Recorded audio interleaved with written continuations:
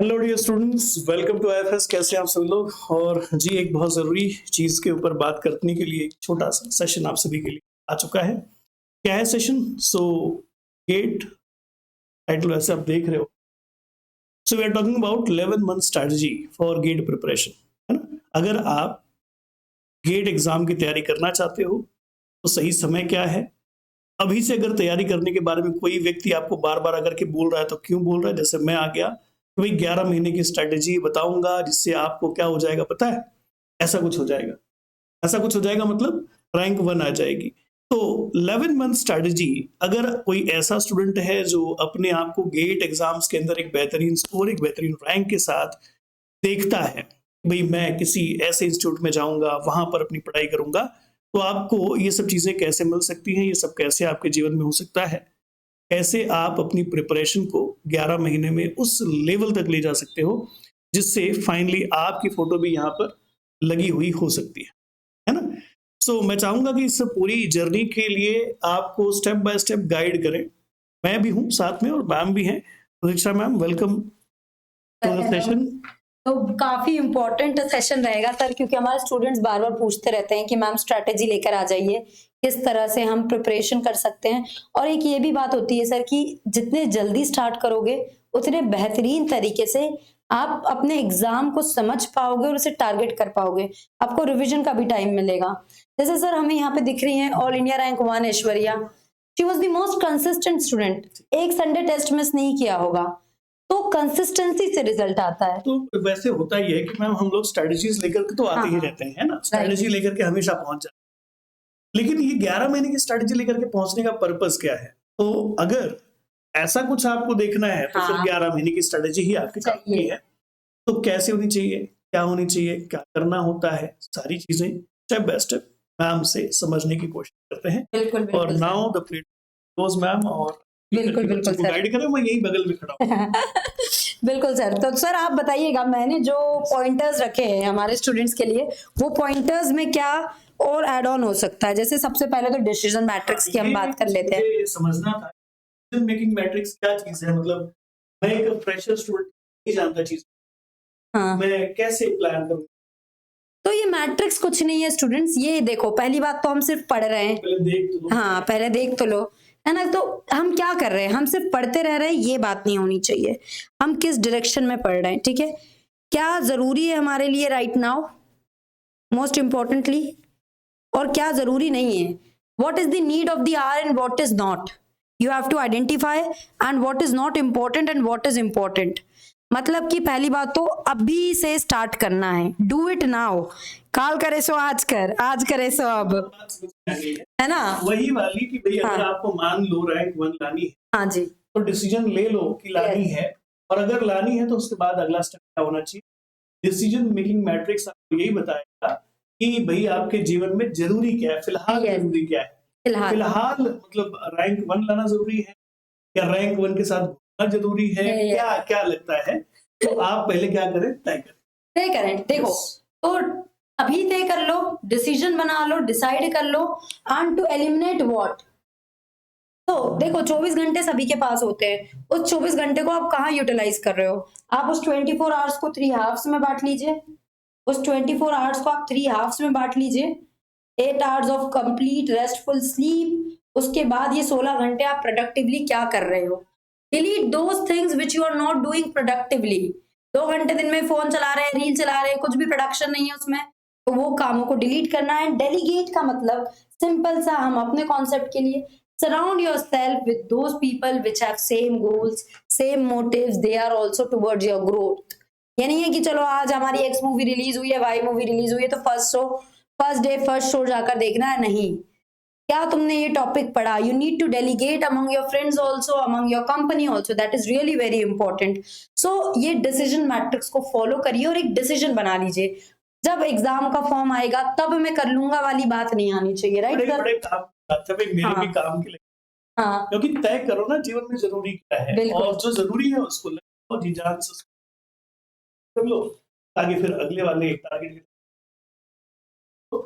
और फिर अब आगे क्या करें। तो देखिए सर, अगर अभी मैं बात कर रही हूँ तो अप्रैल चल रहा है ना, बिल्कुल कैलेंडर लेकर आई हूँ मैं, अप्रैल चल रहा है। अपना, ठीक है। फिर आपने हमारा नेक्स्ट फेब में मान लीजिए जनवरी आएगा, जनवरी 24 और फेब 24 में आपका एग्जामिनेशन होगा। 8 महीने इधर और 2 महीने वहां पे, मतलब हम approximately 11 months on an average 10 to 11 months मान सकते हैं कि आपके पास अभी इतना समय है। तो 1 साल भी नहीं बचा है, ठीक है। आपके पास कैलेंडर दिख रहा है, यहाँ मैं आपको लेकर आई हूँ, ये जनवरी, यहाँ तो पेपर ही हुआ था 23 का, ठीक है। चलो मार्च में आपने रेस्ट कर लिया, हमने माना कुछ मार्च में आपने रेस्ट कर लिया, but it is the right time to get back again and then work for your goals. लेकिन एग्जाम दिया होगा उसने रेस्ट किया होगा। हाँ, ये जो नए बच्चे बैठे हुए हैं जिन्होंने अभी तक एग्जाम दिया भी नहीं और टारगेट भी नहीं किया है, राइट, आपने कहा है कि मेहनत की, आप क्यों रेस्ट कर रहे हो? यस, लग जाओ भाई, लग जाओ। 1 साल भी नहीं बचा है, मीन्स अगर आप हर एक दिन को भी काउंट करेंगे तो बहुत है। एंड इवन अगर आप कॉलेज गोइंग है, आप जॉब कर रहे हैं, तो भी अभी आपके पास इतना समय है, डेली 3 घंटे 2 घंटे भी पढ़ोगे तो आराम से गेट को रैंक के साथ क्वालिफाई कर सकते हो। मैम अगर मैं आपसे क्या प्लान बनाऊं, मैं कैसे सिलेबस को डिस्ट्रीब्यूट करूं, कैसे अपनी जो प्लानर होता है ना पूरा, स्टडी प्लानर, कैसे एक फ्रेम करूं, चलिए सर, देने के हिसाब से। तो पहली बात तो इसी प्लानर के स्टार्टिंग से स्टार्ट कर देते हैं। तो पहली बात तो देखो, भटको मत, है ना। मैं आपको ये बता दे रही हूँ, ज्यादा 11 मंथ से आपके एंड में ये मत सोचो कि हमारे पास बहुत समय है, आपके पास लिमिटेड टाइम ही है। 11 months on an average 10 to 11 months आपके हाथ में है, ये मान के चलिए। अब आपको क्या करना है, आपको आराम से पढ़ते रहना है। पढ़ते रहना है मतलब चाहे आप YouTube लेक्चर्स देखिए, चाहे हमारे ऐप के लेक्चर्स देखिए, लेक्चर्स रेगुलरली देखिए। और अगर आप किसी भी लेक्चर पे रिलाई नहीं कर रहे हैं, आप सेल्फ प्रिपरेशन कर रहे हैं, तो डेली आप अपने 2 सब्जेक्ट्स को साइमल्टेनियसली पढ़िए, 2 सब्जेक्ट्स को साइमल्टेनियसली पढ़िए और नोट्स बनाइए। मतलब कंसिस्टेंटली 1.5 आवर अब भी आप एक सब्जेक्ट को दोगे तो चलेगा। एंड अगेन मैंने बोल दिया है, हर एक इंसान के दिन के 24 घंटे होते हैं, उस 24 आवर्स को 8 3 24, राइट, उसको 8 आवर्स के स्लॉट में डिवाइड करिए। 8 आवर्स सोइए आप, सोना और खाना बिल्कुल मिस नहीं करना चाहिए। 8 आवर्स आराम से सोइए, a sound sleep, so that you are active all day long. अब ये बचे कुछ 8 आवर्स में आपका कॉलेज हुआ, कॉलेज के काम हुए, आपकी जॉब हुई, जॉब के काम हुए, खाना पीना सब कुछ कंक्लूड कर दिया है मैंने। अब बचे कुछ 8 घंटे में आपको क्या करना है, 4 घंटे पढ़ लीजिए, 4 घंटे अपने एंटरटेनमेंट के लिए दे लीजिए। सी, अगर मैं बात कर रही हूँ ऑन एन एवरेज भी कितना टाइम बच रहा है आपके पास, तो अभी से ये 24 घंटे को कैलकुलेट करो हर एक दिन के। और उसके बाद अगर मैं बात कर रही हूँ तो आप हमारे गेट एग्जाम प्रेप चैनल से जुड़ सकते हैं, जहां पर डेली लाइव लेक्चर्स चलते हैं। बायो प्रोसेस इंजीनियरिंग हो चाहे बायोटेक्नोलॉजी हो, सबके होते हैं। 2 सब्जेक्ट्स के अगर आप खुद से पढ़ रहे हो तो नोट्स बनाइए, और इम्पोर्टेंटली ज्यादा रेफरेंसेस के लिए मत भटकिए, कम करिए अपने आप को। आज के इस हाईटेक में ये सारी हाँ जी, लेक्चर्स लेकर, तो राइट, मेरा तो ये मानना है ना कि आप 2-3 चीजें सेट कर लो। पहले तो कोई एक अच्छा सा स्टडी मटेरियल या नोट्स ले लो, ठीक है। उसके बाद क्योंकि गेट एग्जाम है तो गेट एग्जाम के क्वेश्चंस की पूरी, कोई अगर बैंक मिल जाती है तो क्वेश्चन बैंक ले लो। तो मटेरियल हो गया, बैंक हो गया। सेल्फ प्रिपरेशन करना चाहते हो, जैसे मैम ने टाइम डिवाइड करने का बताया, डिवाइड कर लो और फिर अब उस रूटीन को फॉलो करना शुरू कर दो। क्वेश्चन लगाओ, कॉन्सेप्ट पढ़ो, क्वेश्चन लगाओ, कॉन्सेप्ट पढ़ो, ठीक है। अगर आप थोड़ा सा, और जैसे कि मैं कह रहा था कि रिसोर्सेज आज इतने सारे हैं, IFS के चैनल्स है, गेट एग्जाम प्रेप के चैनल्स हैं, CSIR नेट के चैनल्स हैं, बहुत सारे लाइफ साइंस के चैनल्स IFS के हैं। आप उन पे भी अगर 1 से 2 घंटा रोज दोगे ना, तो इतना कंटेंट आज भी पड़ा हुआ है कि आपके बहुत सारी प्रिपरेशंस पैरेलली होती रहेगी।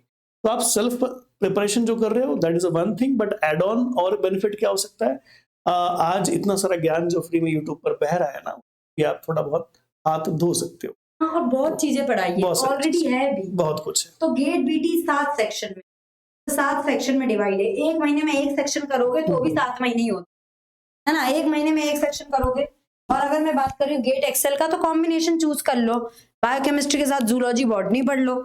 अभी अगर आप बायोकेमिस्ट्री 1 मंथ में कर रहे हो, माइक्रोबायोलॉजी 1 मंथ में कर रहे हो, ठीक है, बॉटनी 1 मंथ में कर रहे हो, जूलॉजी 1 मंथ में कर रहे हो, तो भी एक एक सब्जेक्ट को रिवाइज करने के लिए 1-1 मंथ है। तो मैं ये बोलूंगी मिनिमम 3 सब्जेक्ट को लेकर चलो, biochemistry, zoology micro, biochemistry botany micro, 3 subjects ऐसे कॉम्बिनेशन में लेके चलो, ताकि पेपर में ऐसा ना हो कि कोई पार्ट टफ आ गया है, हमसे नहीं बन रहा है। एंड इवन अगर मैं बात करती हूँ तो इसके लाइव लेक्चर प्लेटफॉर्म पे चलते ही रहते हैं, खुद इसे पढ़ लो। मैंने नोटिस किया है कि हाँ। कई सारे टॉपिक्स तो सिलेबस में कॉमन भी है ना, जैसे हाँ। बायोकेमिस्ट्री में तो है ही है, जूलॉजी में भी है, बॉटनी में भी है। तो ऐसे टॉपिक्स को जब हम एक बार एक साथ एक जगह लिख लेंगे, क्या पढ़ना है और कितनी बार पढ़ना समझ में आ जाएगा। ऐसा तो नहीं बायोकेमिस्ट्री को हमें बॉटनी के लिए अलग पढ़ना है, जूलॉजी के लिए अलग पढ़ना है, नहीं। तो ये वाले प्लानर पर भी काम करना है अच्छे से, सिलेबस को भी एक बढ़िया से आप अरेंज कर लें और फिर उसके हिसाब से पढ़ना शुरू करें, ठीक है। अब जैसे मैम आपने पूरा का पूरा प्लान थोड़ा जो बताया है काफी बढ़िया है, और इसको अगर हम इंडिविजुअल लेवल पर अपने अपने हिसाब से अरेंज कर ले तो बहुत बढ़िया प्लान बन सकता है। लेकिन मैंने नोटिस किया कि आप 4 घंटे या 5 घंटे भी पढ़ रहे हैं तो भी काफी होगा, आप यही कह रहे हैं। सही बात है, क्योंकि हमारे पास टाइम काफी है। टाइम है। और सर देखिए, अगर मैं बात कर रही हूँ ना, तो स्प्रिंट शुरू में तो हम नहीं बोलेंगे ना 6 घंटे पढ़ो, सही बात। आप अभी 2 घंटे से भी स्टार्ट करोगे ना, you will S in your exam. Okay, मतलब एक क्वालिटी लर्निंग आप 4 घंटों में भी, 5 घंटों में भी, 6 घंटे में भी कर सकते हो। अभी आपके पास काफी समय है, राइट। बस आपको सही रिसोर्सेज को सही तरीके से यूज करना है। सही बात। एंड शॉर्ट नोट्स बनाते चलो। देखो ये बहुत इंपॉर्टेंट बात हो गई। ये तो अच्छा है। अब आपने पढ़ा तो सही है, पर किताब क्या, जब पेपर आएगा तब दोबारा किताब खोलो, you have to make your notes. और अगर नोट्स लेंथी बना, शॉर्ट नोट्स, इंपॉर्टेंट पॉइंट्स, है ना, short notes, important points, NET type के क्वेश्चन। ये तो मैम मुझे फिर मेरी प्रिपरेशन का टाइम याद आता है कि हमने लेक्चर सुना, फिर ऐसे 4, 5, 10 पन्नों की नोट्स बन गई लेक्चर के दौरान। फिर हमने उसको फेयर नोट्स में कन्वर्ट किया, घर जाके अच्छे से डिजाइन बना बना के कलरफुल पेन से लिखा, और फिर वो सब हो जाने के बाद फिर उसमें से अगर कुछ समरी बन सकती है, टेबल बन सकता है, फ्लो चार्ट बन सकता है, टेबल बन सकता है, समरी बनाइए, तो हमने वो बनाना शुरू किया। और चार्ट्स बनाइए। ये सब चीजें जो है ना, एग्जाम के अंतिम पल में रिवीजन में रामबाण होती है। शॉर्ट ट्रिक्स बनाइए। हाँ, ये बड़े काम आती है। फिर तो बस खाली ऐसे देखना होता है उनको पलट करके और काम हो जाता है। तो ये तो बहुत बढ़िया चीज है और करना चाहिए। अगर आपके पास अभी समय है ना, तो आप आपके बेहतरीन ब्यूटीफुल नोट्स लिख पाओगे। आपके पास समय है तो आप उस डेटा को प्रोसेस करके उसको समराइज कर पाओगे, ट्री डायग्राम में, फ्लो चार्ट में, अलग अलग तरीकों से अरेंज कर पाओगे। टाइम है। लेकिन जब लास्ट का समय आएगा ना, तो फिर मैं इतने बढ़िया से प्यारे प्यारे नोट्स कभी नहीं लिखूंगा। मैं ज्यादा फोकस करूंगा ज्यादा से ज्यादा पढ़ने, समझने और क्वेश्चन प्रैक्टिस की। फिर सर एक ये हो जाता है ना कि हम पे भी क्वेश्चन मार्क आ जाता है कि हो पाएगा या नहीं, हो पाएगा या नहीं। तो उस डिलेमा में क्यों रहना है, आप बेहतरीन कर सकते। एंड अगर हम बात करते हैं तो हर एक सब्जेक्ट के, आप जैसे अब फॉर एग्जांपल अगर मैं बात कर रही हूँ कि मैंने आज मॉलिक्यूलर पढ़ा है, तो मुझे 6 महीने के बाद याद रहने वाला है क्या? तो आप साइमल्टेनियसली 2 सब्जेक्ट्स पढ़ते जाइए, आप साइमल्टेनियसली 2 सब्जेक्ट्स पढ़िए, ठीक है। और उसके साथ आपका जो पहले सब्जेक्ट हो रहा है उसको रिवाइज करते रहिए। Revision is something which is more important. You will not remember each and everything till the end, ठीक है। तो आप सेक्शन वाइज पढ़िए और अपने नोट्स रिवाइज करते रहिए। नोट्स जरूर रिवाइज करिए। आप इसको करना क्या है, अगेन मैं बोल रही हूँ, आप 1 आवर प्लस 1 आवर अपने मेन सब्जेक्ट्स को दे रहे हो, प्लस आप 45 मिनट्स अपने पिछले एक सब्जेक्ट को दे रहे हो। तो मतलब कि एक मंथ में आप पहले मंथ में तो सिर्फ 2 ही सब्जेक्ट्स कंप्लीट कर पाओगे, मान लो 3 सब्जेक्ट्स है ना, टॉपिक्स बोल रही हूँ मैं, सब्जेक्ट्स इन सेंस टॉपिक्स। उसके बाद आप उन्हीं को रिवाइज भी कर सकते हो। मतलब आप एक मंथ में 4 टॉपिक्स को टारगेट कर सकते हो, बड़े बड़े टॉपिक्स। 2 साइमल्टेनियसली मेन टॉपिक्स आप पढ़ रहे हो और 15-15 दिन में 2 टॉपिक्स आप रिवाइज कर रहे हो। तो नोट्स रिवाइजन करना बहुत जरूरी है। नोट्स जितने बेहतरीन तरीके से रिवाइज करोगे, चीजें अंत तक याद रहेगी। मैम अभी जैसे रिवीजन वाला प्लान जाहिर सी बात है बहुत मैटर कर जाता है। शुरुआत जब हम करते हैं ना तो ज्यादा कंटेंट होता नहीं है। हमने पढ़ा तो वो तो याद ही है, अभी कल का पढ़ा था तो आज सुबह देखने पे याद तो रहेगा। लेकिन मान लीजिए पढ़ते पढ़ते हफ्ते हो गए, आपके नोट्स भी बन रहे हैं, आप रिवाइज पढ़ते भी जा रहे हो, नई नई चीजें ऐड भी करते जा रहे हो, क्या एक हफ्ते बाद जो सबसे पहले दिन पढ़ा था वो याद रहेगा? क्या उतनी क्लैरिटी के साथ याद रहेगा? शायद नहीं रहेगा। चलो ठीक है, एक हफ्ते की बात थी, बट 1 महीने का कंटेंट में हो जाने के बाद जो सबसे पहले दिन पढ़ा था वो याद रहेगा? नहीं रहेगा।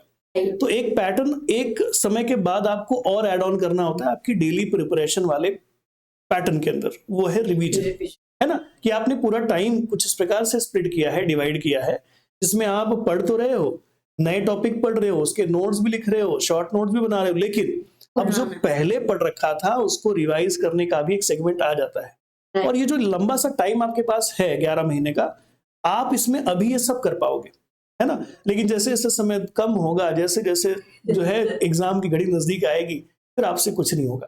ठीक है, तो मेरा ये मानना है कि एकदम परफेक्ट तरीका तो यही है कि जब आप शुरुआत करें तो शुरुआत करने के दौरान फिर आपका काम वही है कि आप नोट्स बना लें, नोट्स बना करके समरी नोट्स बना लें, सब करने के बाद रिवीजन का एक स्लॉट अलग से फिर ऐड करेंगे, तब तक तो इनकी एफिशिएंसी भी बढ़ जाएगी और तब ये 2 घंटे की बजाय 4 की बजाय 6 घंटे पढ़ेंगे, है ना? जब समझ में आने लगता है, मजा आने लगता है। और ये बहुत अच्छी हुई है। प्रीवियस ईयर क्वेश्चन, हाँ, ये मैंने भी कहा ना कि कोई आपके पास क्वेश्चन बैंक होनी चाहिए।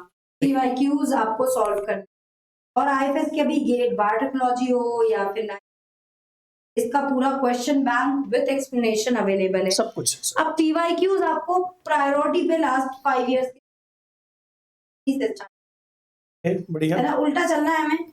हाँ, 23 पीछे जाएंगे, हाँ, रिवर्स गेयर में जाएंगे। 22, 21, 20, 19, 18 ये पहले आप सॉल्व करेंगे, उसके बाद आप पहले के पेपर सॉल्व करेंगे, बट ये आपका मेन टारगेट होना सही है, सही। और देखो प्रीवियस ईयर क्वेश्चन सॉल्व करने से आपको एग्जाम की समझ आती है, आप कितने बेहतरीन तरीके से एग्जाम को समझ सकते हो, उतने ही बेहतरीन तरीके से रैंक को भी समझ सकते हो। जो एग्जामिनर है ना, उनकी आपको साइकोलॉजी समझ में आएगी। राइट, अगर आप 10 साल पीछे जाओगे तो हो सकता है उस समय के एग्जामिनर रिटायर हो गए, राइट, और नए नए एग्जामिनर आए हों, तो आपको क्वेश्चन के लैंग्वेज में डिफरेंस मिलेगा, क्वेश्चन के टाइप्स में फर्क मिलेगा।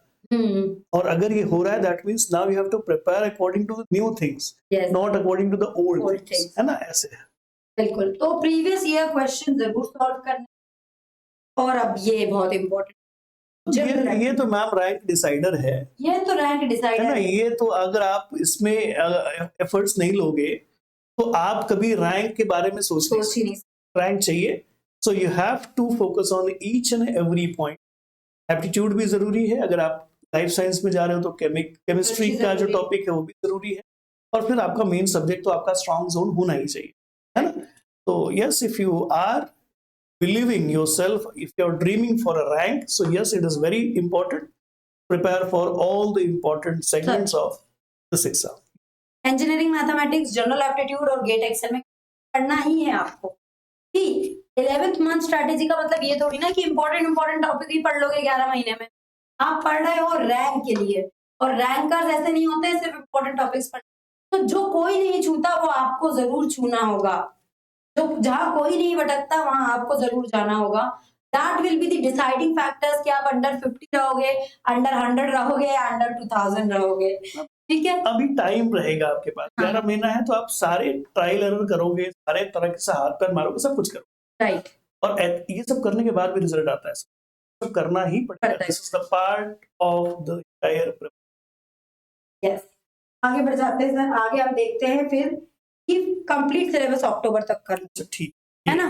अगर मैं बात करती हूँ तो अक्टूबर तक सिलेबस अगर हम कंप्लीट कर लेंगे डियर एस्पायरेंट्स, तो हमारे पास रिवीजन रहेगा, मतलब हमारा पेपर फेब में है, पेपर हमारा फरवरी में है, ठीक है, पेपर फरवरी में है हमारा, तो हमारे पास नवंबर पूरा हम मॉक टेस्ट दे सकते हैं, नवंबर पूरा मॉक टेस्ट दे सकते हैं, दिसंबर हम रिवीजन कर सकते हैं पूरा, हमारा एक और रिवीजन हो जाएगा, सेकेंड रिवीजन हो जाएगा हमारा जनवरी में, और फाइनली हम फेब में पेपर देंगे with full confidence to be a ranker, with full confidence.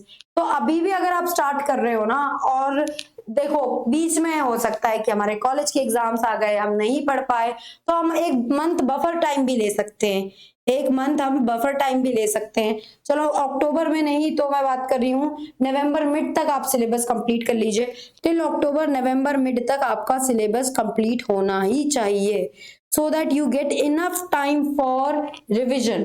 जितना बेहतरीन तरीके से रिवीजन कर पाओगे उतना अच्छे से एग्जामिनेशन को टारगेट कर पाओगे। मतलब अक्टूबर तक तुम्हारे नोट्स बन जाने चाहिए, शॉर्ट नोट्स बन जाने चाहिए, तुम एक बार पढ़ चुके हो उन टॉपिक को, बस यही है कि तुम एक बार उन टॉपिक्स को पढ़ चुके हो। मैम रिवीजन कितना ज़्यादा ज़रूरी है, रिवीजन प्रैक्टिस, ये उस बात से समझ में आता है जो बात मैंने कहीं पढ़ी थी या किसी से सुनी थी। हाँ शायद ब्रूस ली का ही कहना था ये, हाँ कि भाई मुझे किसी व्यक्ति से इसलिए नहीं डर लगता कि उसे मुझसे ज़्यादा कलाएँ या मुझसे ज़्यादा वो सारे पैतरे पता है। उन्होंने कहा कि मुझे उस व्यक्ति से सबसे ज़्यादा डर लगता है जिसने एक ही कला को मुझसे कई बार या कई ज़्यादा बार प्रैक्टिस कर, क्योंकि प्रैक्टिस करने से जो धार आती है ना कला में या आपके एक्सपर्टीज में, वो और किसी तरीके से नहीं आती। So practice makes you perfect, है ना। तो बहुत बहुत जरूरी बात है, और इसीलिए हम कहते हैं ना कि रिवीजन पैरेलली होना चाहिए, और रिवीजन का टाइम कुछ प्रकार से आपको मैनेज करना पड़ेगा। एंड ड्यूरिंग योर रिवीजन, हाँ, ड्यूरिंग योर थिंग, आपकी कमियों पर काम करे, स्ट्रेंथ और वीकनेसेस दोनों आइडेंटिफाई कर लो, है ना। हाँ। मतलब अभी से मत सोचो कि मैं ये छोड़ दूंगा, यस, पढ़ लो। जब आप अक्टूबर में जाओगे तब आपको आपके वीक पॉइंट्स और स्ट्रेंथ पॉइंट्स, स्ट्रॉन्ग पॉइंट्स पता चल जाएंगे। तो मुझे कौन से क्वेश्चन पे रिस्क लेने हैं, कौन से क्वेश्चन पे लेने हैं। मेरे को बायोकेमिस्ट्री नहीं आती है, आपको मालूम पड़ जाएगा नहीं आती। यस, है ना। और यहाँ पे आपको ये भी समझ में आ जाएगा कि न्यूमेरिकल आंसर टाइप क्वेश्चंस पे कितना मैं सॉल्व कर पा रहा हूँ, मुझे इस पे कितनी मेहनत करनी है। एनएटी और एमएसक्यू बहुत अच्छे से करिए आप, बहुत इंपॉर्टेंट हो जाते हैं ये दो, एनएटी और एमएसक्यू करना, क्योंकि ये रैंक लेकर आएंगे आपके लिए। एमसीक्यूज में भी आपको ये पता चल जाएगा कि मैं किन जगहों पे रिस्क लूं, किन जगहों पे रिस्क ना लूं। तो वीक टॉपिक्स आइडेंटिफाई करिए और सारे उसमें डाउट्स क्लियर करिए। नेक्स्ट अगर मैं मूव ऑन करती हूँ तो नवंबर से फुल लेंथ टेस्ट देने लगना है। अगर कोई बच्चा हाँ इस इंतजार में है, नहीं मैं लास्ट के 4-5 अच्छे से हाँ रैंक आ जाता है, राइट, ये स्पीड लगानी पड़ेगी आपको, ये हाँ। स्पीड से तैयारी करनी ये पड़ेगी, स्पीड से ऐसे तैयारी करनी पड़ेगी, ठीक है है। ना? हो सकता है एक रात में आप 2-3 टॉपिक उड़ा दें, ये करनी पड़ेगी, और ये करने पर पता है क्या, इसलिए नवंबर से ही फुल लेंथ टेस्ट देना स्टार्ट करिए।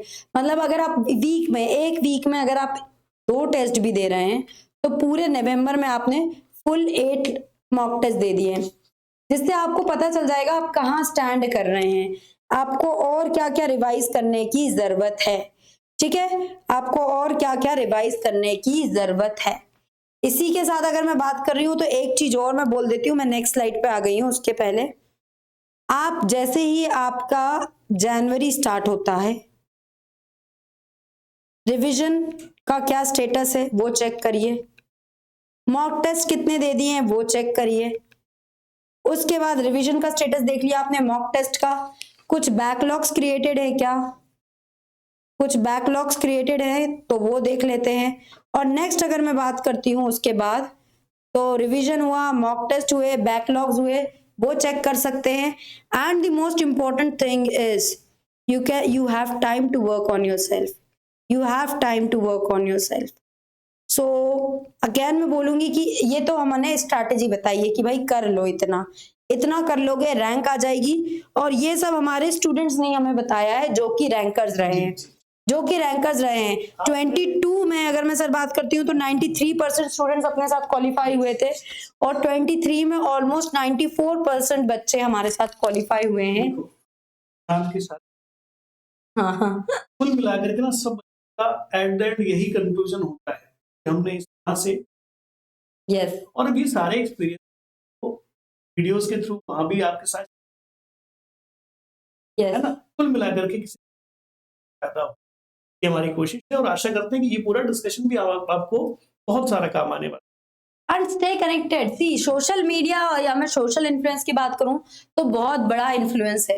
सो अपने लिए बेहतरीन तरीके से यूज करिए, वो चाहे यूट्यूब हो, चाहे इंस्टाग्राम हो, चाहे टेलीग्राम हो, हर जगह क्वेश्चन सर गेट का तो ट्विटर पेज भी इतना बेहतरीन होता है, वो हर समय मतलब वो बिल्कुल ऐसे लाउड स्पीकर्स वगैरह बिल्कुल अच्छे फनी कमेंट्स के साथ गेट के फॉर्म आ गए हैं बताते हैं, एवरीथिंग बताते हैं। तो आपको उन सब चीजों को जरूर देखना चाहिए। सो इसी के साथ हम इस सेशन को भी एंड करते हैं। उम्मीद करती हूँ कि आप ये सब चीजें जरूर फॉलो करोगे। तो thank you so much ma'am, आपने आपका टाइम भी दिया, हाँ, आपके इंटरव्यू के सारे बच्चों के एक्सपीरियंसेस भी आपने यहाँ पर शेयर किए, और कहीं ना कहीं जो है इस पूरे सेशन से, इस पूरे डिस्कशन से कई सारे बच्चों को फायदा होगा, ये मैं जानता हूँ। एंड सर मैं अगर बोलूंगी तो अगर फॉलो कर रहे हो तो इस वीडियो के नीचे जरूर कमेंट करना, हम follow हाँ, करेंगे। अगर मान लीजिए आपके मन में कोई और क्वेरी हो, कोई दुविधा हो, कोई क्वेश्चन हो, जो भी आपको लगता है ना, कि नहीं अभी तो बहुत टाइम है, नहीं मेरे को आज ही से तैयारी करनी है, आपके मन में जो भी लगता है इस वीडियो को देखने के बाद कमेंट करिएगा। और अगर उस सारे कमेंट्स में से हमें लगता है कि किसी चीज के ऊपर बात करनी चाहिए, Yes. तो डेफिनेटली हम और नए वीडियोस के साथ आपके सामने आते रहेंगे। आपके सारे ऐसे जो दुविधा वाले क्वेश्चंस हैं ना, सबके जवाब मिलते रहेंगे आपको। ठीक है, वो जो बच्चा था फटाफट वाला, उससे दो अलग अलग भाव मेरे को याद आते हैं। एक भाव ये कि मैंने इतनी तैयारी कर ली कि अब तो मैं पेपर उड़ा दूंगा, और एक भाव ये है कि भाई पहले पहले कुछ नहीं किया, अब पता नहीं क्या होगा, कैसे होगा। दो भाव निकल करके आता है। वो दो भाव में से आपके मन में कौन सा भाव आ रहा है वीडियो को देखने के बाद, वो आप देखें, तय करें, और वो भाव ही तय करेगा कि आपका फाइनल में स्कोर रैंक क्या है। ठीक है, तो कुल मिलाकर के हमारा जो एक सेशन को लाने का पर्पस था, आशा करते हैं कि वो हमने सर्व किया। और अगर इस वीडियो के बारे में कुछ भी लगता है कि हमने कुछ अच्छा आपके लिए किया है, तो अप्रिशिएट जरूर करिएगा, लाइक, शेयर और चैनल को सब्सक्राइब करके रखिए। ठीक है, बहुत काम आएगा ये चैनल आपको। Thank you. Thank you so much.